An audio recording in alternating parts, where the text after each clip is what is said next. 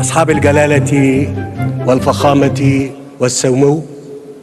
السيدات والسادة، بداية أود أن أرحب بكم جميعا في مصر التي أود أن تعتبروها جميعا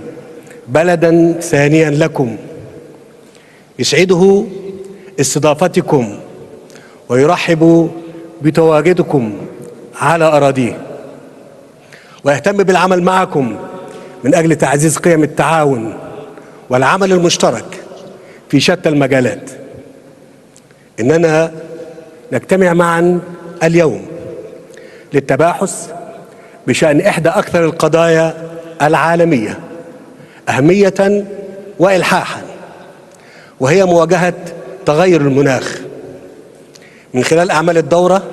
27 لمؤتمر الأطراف في اتفاقية الأمم المتحدة الإطارية لتغير المناخ COP 27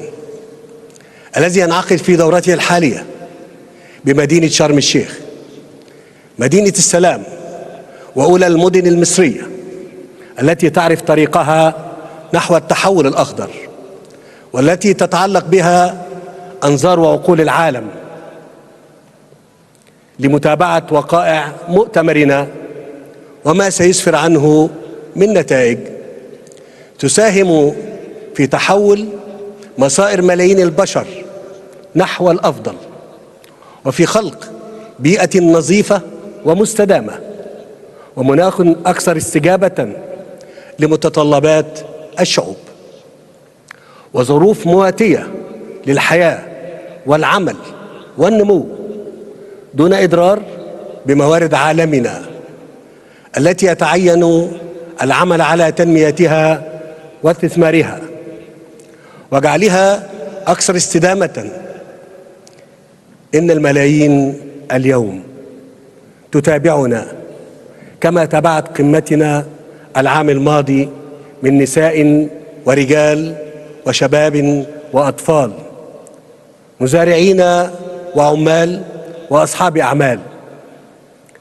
بشر من سائر أنحاء كوكبنا يشتركون في مصير واحد وهدف واحد، منهم من يتواجدون معنا هنا، ومنهم من هم خارج هذه القاعات وأمام الشاشات،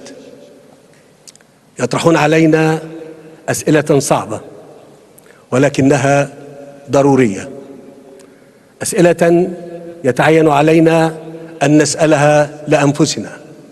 قبل أن توجه إلينا. هل نحن اليوم أقرب إلى تحقيق أهدافنا من عام مضى؟ هل استطعنا خلال عام منصرم أن نتحمل مسؤولياتنا كقادة للعالم في التعامل مع أخطر قضايا القرن وأشدها تأثيرا؟ والسؤال الأهم الذي يتعين أن نوجهه لأنفسنا: هل ما نطمح إلى تحقيقه من أهداف يقع في نطاق الممكن؟ بلا شك إنه ليس مستحيلا، ولكن إذا توافرت الإرادة الحقيقية والنية الصادقة لتعزيز العمل المناخي المشترك، وترجمت ما يصدر عن اجتماعاتنا من نتائج إلى واقع ملموس، أثق في أنكم هنا اليوم من أجل الإجابة عن تلك الأسئلة والرد على شواغل الملايين حول العالم الذين يعانون الآن أكثر من أي وقت مضى من كوارث مناخية تتصارع وتيرتها وتزداد حدتها على نحو غير مسبوق يوما بعد يوم في شتى أنحاء كوكبنا، فما تلبث أن تنتهي كارثة في مكان ما حتى تبدأ أخرى في مكان آخر، مخلفة وراءها آلاف الضحايا والمصابين والنازحين، ومسببة خسائر مادية بالمليارات. وكأن العالم قد أصبح مسرحا لعرض مستمر للمعاناة الإنسانية في أقصى صورها. وهنا علينا أن نتوقف لنطرح نحن على أنفسنا تساؤلا ملحا: أما آن لهذه المعاناة